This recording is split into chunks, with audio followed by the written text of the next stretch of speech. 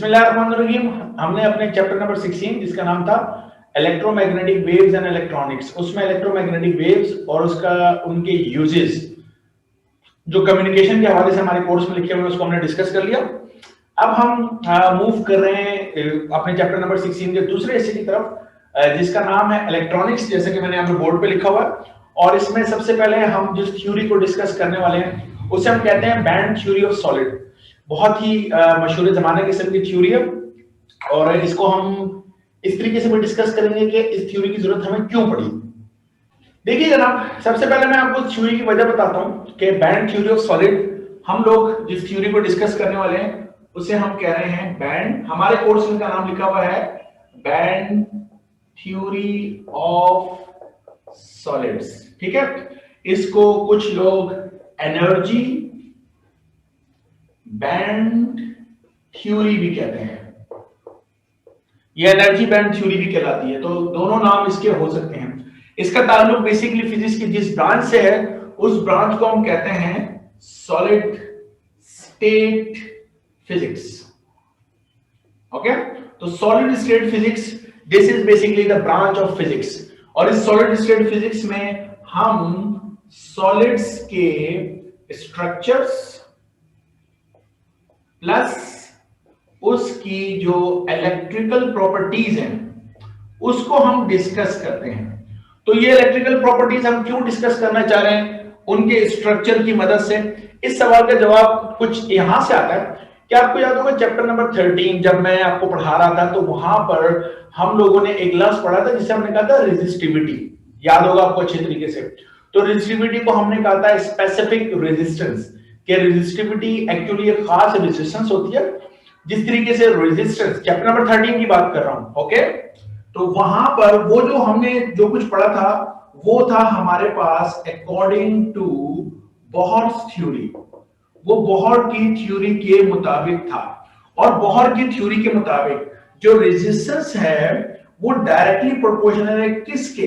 Temperature के। हमने derivation भी की थी कि टेम्परेचर बढ़ाने से रेजिस्टेंस बढ़ती है, और इसके लिए हमने RT = R0 और ब्रैकेट 1 प्लस अल्फा टी, ये वाला फॉर्मूला भी यूज किया था, और इसके न्यूमेरिकल भी हम लोगों ने किए थे। और जिस तरीके से मैंने आपसे कहा था कि रेजिस्टेंस डायरेक्टली प्रोपोर्शनल होती है किसके? रेजिस्टिविटी के। तो रेजिस्टिविटी का भी टेम्परेचर के साथ ताल्लुक है। इस इक्वेशन को इन टर्म ऑफ रेजिस्टिविटी भी हमने लिखा था ρT = ρ0 1 plus alpha T. Okay, और हम ये बात भी जानते हैं, याद रखिएगा कि जो रेजिस्टिविटी और कंडक्टिविटी, जिस तरीके से मैंने कहा था कि रेजिस्टेंस इनवर्सली प्रोपोर्शनल है किसके? कंडक्टेंस के। आपको ये बात याद होगी। तो जितनी रेजिस्टेंस ज्यादा होती है उतनी कंडक्टेंस यानी चार्ज के फ्लो में आसानी को हम कहते हैं कंडक्टेंस उतनी कम होती है। तो रेजिस्टेंस ज्यादा होगी, कंडक्टेंस कम होगी, कंडक्टेंस ज्यादा होगी तो रेजिस्टेंस कम होगी। तो मैं आज इन टर्म ऑफ रेजिस्टेंस की जगह पे मैं इन टर्म ऑफ रेजिस्टिविटी बात कर रहा हूं। तो this is the resistivity. Okay, तो रेजिस्टिविटी याद रखिएगा इनवर्सली प्रोपोर्शनल है किसके? कंडक्टिविटी के। ओके, तो रेजिस्टिविटी जितनी ज्यादा होगी कंडक्टिविटी उतनी कम होगी, या रेजिस्टिविटी जितनी कम होगी कंडक्टिविटी उतनी ज्यादा होगी। सीधी सी बात है। तो हम अपनी बुक के पेज नंबर, ये है मेरे पास 91, पेज नंबर 91 पर अगर हम चले जाएं तो पेज नंबर 91 पर हमारे पास एक बड़ी लिस्ट बनी हुई है मटेरियल की, और उन मटेरियल की रेजिस्टिविटी लिखी हुई है। तो उन रेजिस्टिविटी की वैल्यू को अगर आप इन्वर्स कर लें तो वो कंडक्टिविटी बन जाएंगे। जिस तरह मिसाल के तौर पे सिल्वर की जो कंडक्टिविटी है, सिल्वर, वो हमारे पास लिखी हुई है कंडक्टिविटी, यहां पर रेजिस्टिविटी लिखा है, मैं उसको इन्वर्स कर रहा हूं तो वो जो पावर है वो +8 हो गई। यहां पर जो पावर है वो -8 दी हुई है, लेकिन -8 का मतलब क्या है? वो रेजिस्टिविटी है। तो रेजिस्टिविटी के लिए रेजिस्टिविटी से अगर कंडक्टिविटी में जो बतानी है यानी कंडक्टेंस बतानी है, यानी चार्ज में फ्लो, चार्ज के फ्लो में आसानी मैंने बतानी है, तो मैं उसको रिवर्स करूंगा ना। ठीक है, रेजिस्टिविटी को रिवर्स करूंगा तो कंडक्टिविटी आ जाएगा।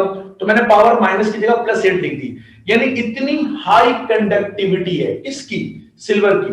इस तरीके से कॉपर में आ जाएं तो कॉपर की भी हमारे पास एक्सपोनेंट 8 के अंदर है। इसी तरीके से गोल्ड की भी 8 में है, एल्यूमिनियम, टंगस्टन, प्लेटिनियम देख लें हम लोग, नाइक्रोम देख लें, और इसके बाद हम अगर कार्बन पे चले जाते हो तो कार्बन यहां से कहानी शुरू होती है हमारी एक्चुअल।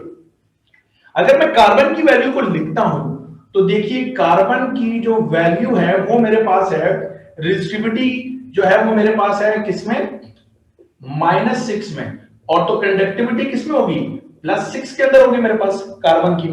उसके बाद कार्बन के साथ हमारे पास दिया हुआ है जर्मेनियम, जीई, उसका मैं सिंबल लिख देता हूं जर्मेनियम का, और इसकी रेजिस्टिविटी हमारे पास दी है 0.60, और उसके बाद हमारे पास सिलिकॉन दिया हुआ है, सिलिकॉन को ऐसा ही लिख देता हूं, और वो दिया 2300।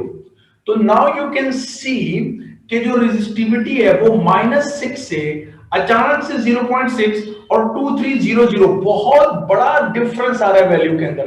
अच्छा, ये तीन मैंने क्यों बताए, ये तीन मैंने इसलिए बताए कि अगर आप अपनी केमिस्ट्री की नॉलेज को रिकॉल करें तो आपको ये याद आएगा, ये मैं मिटा लेता हूं, कि हमारे पीरियोडिक टेबल का जो ग्रुप 4A है, ग्रुप 4, उस ग्रुप 4 के अंदर हमारे पास कार्बन है, सिलिकॉन है, जर्मेनियम है। तो हम हैरत अंगेज तौर पे देखते हैं कि सेम ग्रुप के अंदर जो कार्बन है उसकी ये है वैल्यू हमारे पास, उसके बाद जो सिलिकॉन है, उसके बाद जो सिलिकॉन है, सिलिकॉन की वैल्यू ये हमारे पास आ गई, और जर्मेनियम की वैल्यू हमारे पास ये आ गई। तो कार्बन के बाद सिलिकॉन और जर्मेनियम की वैल्यू में एकदम से बहुत बड़ा चेंज है, जबकि वो सेम ग्रुप है। और सेम ग्रुप का मतलब आप समझते हैं क्या है? सेम ग्रुप का मतलब ये है कि आउटर मोस्ट शेल, वो जो शेल की थ्योरी थी बोहर की, आउटर मोस्ट शेल में 4 ग्रुप है, तो कितने इलेक्ट्रॉन है? 4 इलेक्ट्रॉन। तो ग्रुप 4 का मतलब ये है कि आखिरी शेल में कितने इलेक्ट्रॉन है? 4 इलेक्ट्रॉन है। इसके भी आखिरी शेल में 4 इलेक्ट्रॉन है, इसके भी आखिरी शेल में 4 इलेक्ट्रॉन है, और जर्मेनियम के भी जो आखिरी शेल है, लास्ट शेल है, उसमें 4 इलेक्ट्रॉन है।